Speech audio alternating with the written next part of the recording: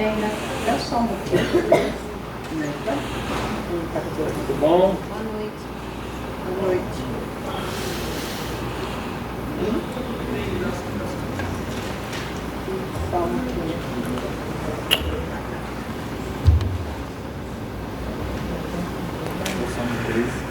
Boa noite, irmãos. Cumprimento a todos com a graça e a paz do nosso Senhor. Amém. Hoje a gente vai meditar no Salmo de número 14, nesse nosso tempo de oração. Gostaria que todos que pudessem abrissem no Salmo de número 14.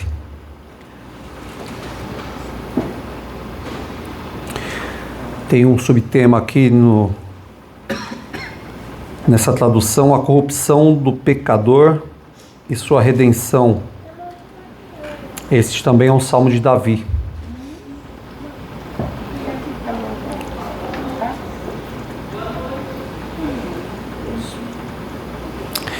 Lerei, irmãos. Diz o insensato no seu coração: não há Deus.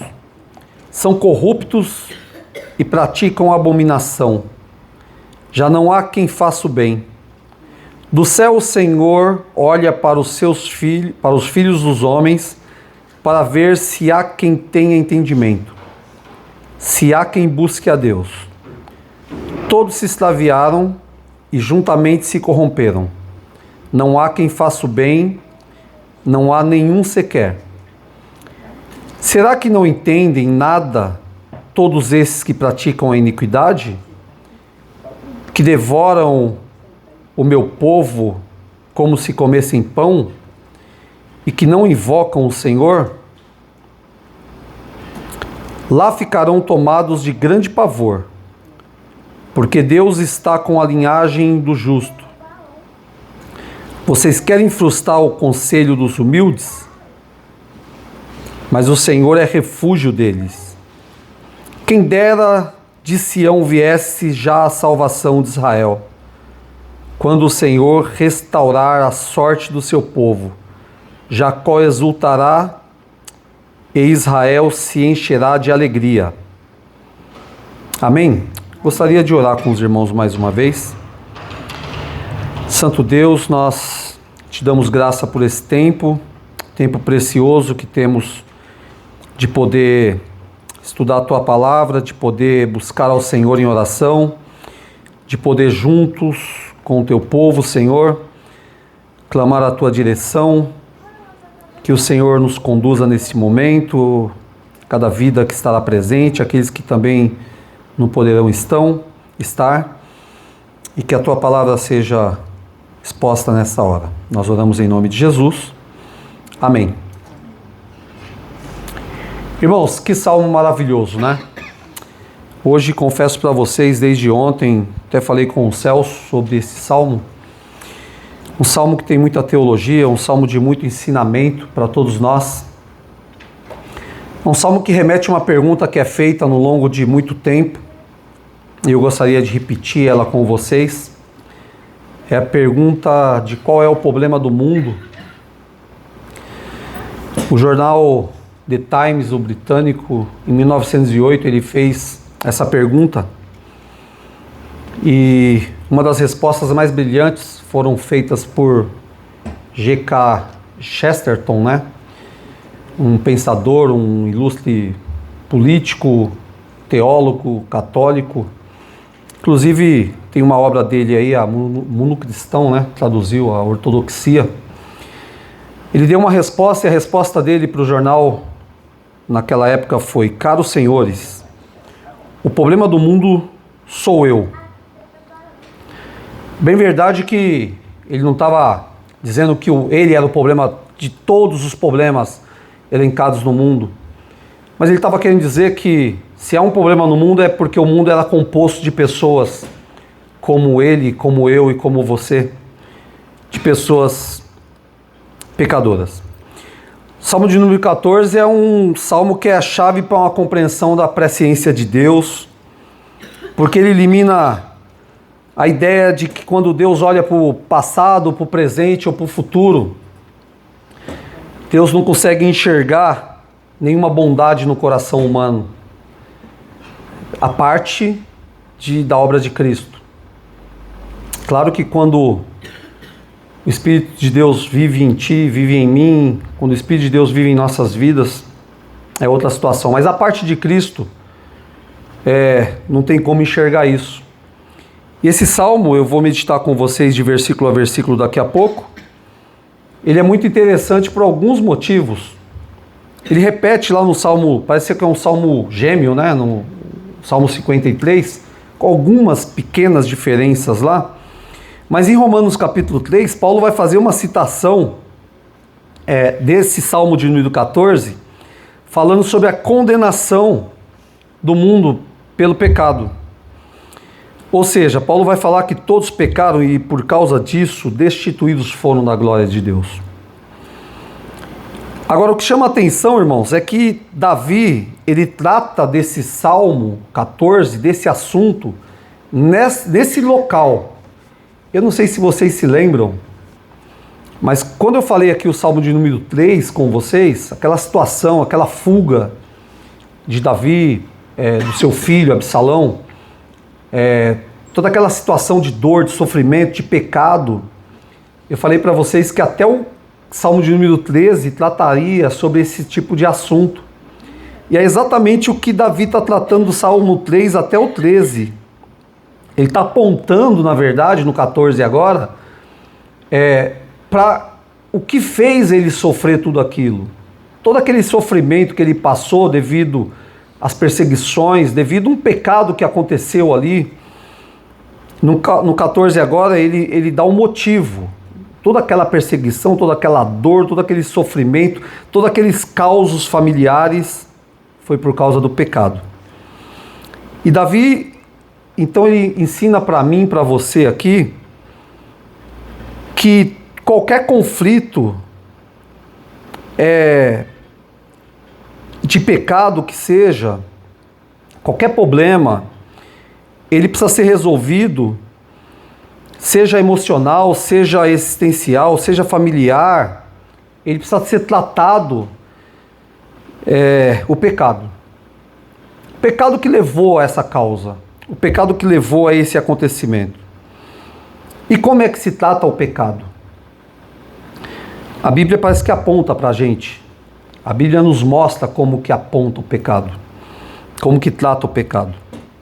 Pecado, ele se trata com perdão, ele se trata com confissão, ele se trata com arrependimento. A Bíblia, a palavra de Deus, fala pra gente que aquele que confessa o seu pecado e deixa, ele alcança a misericórdia do nosso Deus. Então tá aí, o Salmo de número 14, gostaria que vocês mantivessem aberto aí, que a gente vai de versículo em versículo dar uma olhada para dentro desse salmo agora. Salmo 14 vai mostrar a depravação total da humanidade. Vai mostrar o juízo de Deus e vai terminar nos mostrando, irmãos, uma esperança na salvação do nosso Deus.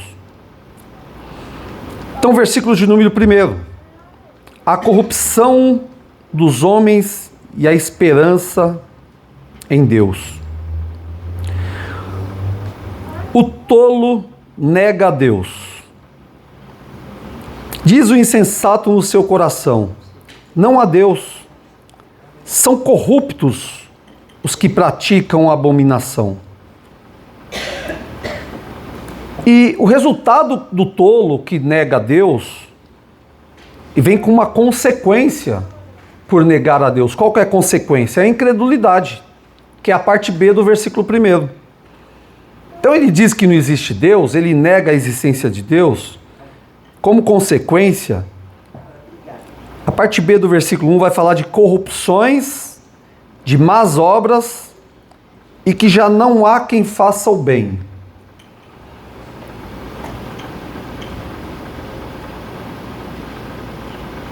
Versículo de número 2 vai falar de uma busca de Deus por pessoas justas. Do céu o Senhor olha para os filhos dos homens para ver se há quem tenha entendimento, se há quem busque a Deus. Então a gente está enxergando aqui o Senhor Deus de uma busca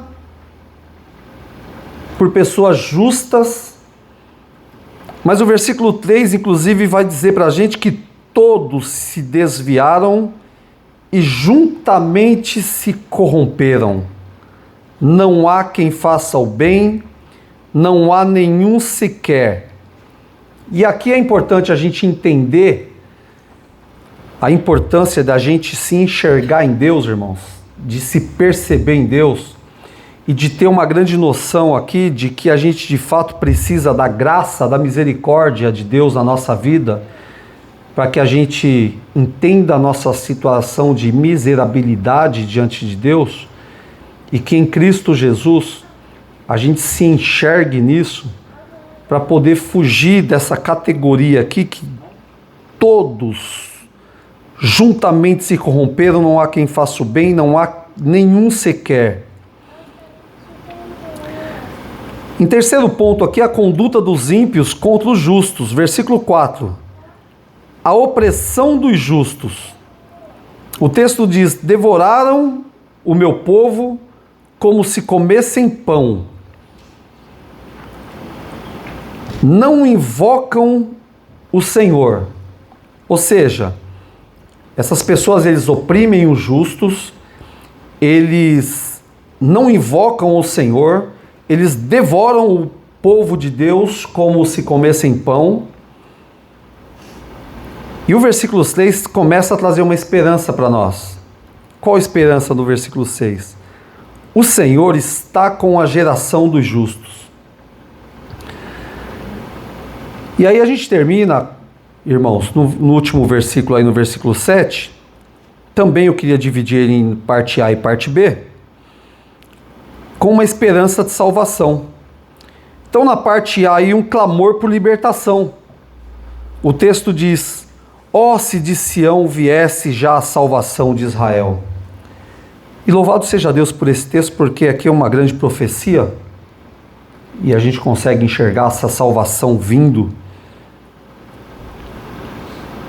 E na parte B do versículo, a restauração do povo, porque diz: quando o Senhor restaurar a sorte do seu povo, Jacó exultará e Israel se encherá de alegria. Eu termino hoje à noite com vocês fazendo uma pequena aplicação. A cura dos males do mundo passa pelo reconhecimento de que os problemas do mundo estão no meu e no seu coração, que é o pecado. E só existe um lugar no mundo, só tem um lugar no mundo que te ensina sobre essa cura, que te ensina sobre o perdão, que te ensina sobre a importância da confissão, que te ensina sobre o arrependimento, que é a igreja do Senhor. Domingo após domingo, quartas após quartas, dias após dias, quando o povo de Deus se reúne, é na igreja que você ouve o pregador, o pastor, chamando a atenção para falar sobre esse grande problema, como se resolve essa questão do pecado. E como eu disse, pecado se resolve se arrependendo, confessando. Então fica um ponto aqui para a gente cada vez mais valorizar a nossa reunião, valorizar a igreja, que tem sido o instrumento que Deus tem usado para falar sobre essas verdades importantes. Em último lugar, segunda aplicação aqui, nós crentes precisamos, devemos suplicar, irmãos, que o Espírito de Deus leve o pecador a Deus. Porque João 6,44 diz que ninguém pode vir a mim se ele não for dado pelo meu Pai. Jesus falou sobre essa verdade. Então a gente precisa de fato o quê? Talvez antes de falar que um pecador ele precisa de fato ir a Jesus, a gente precisa de fato fazê-lo entender que se o Pai não o der ou não o trazer, se o Pai não fizer na vida dele o que tem feito em nossas, não tem jeito. Então fica esse ensinamento, essa aplicação também para que nós crentes possamos, e hoje é noite disso, noite de oração, noite de clamor, noite de suplicar a Deus que Deus traga o pecador arrependido, confesso, convicto de que se o mundo existe um grande problema, o problema se chama pecado e a salvação ela está em Cristo Jesus, o nosso Senhor. Amém?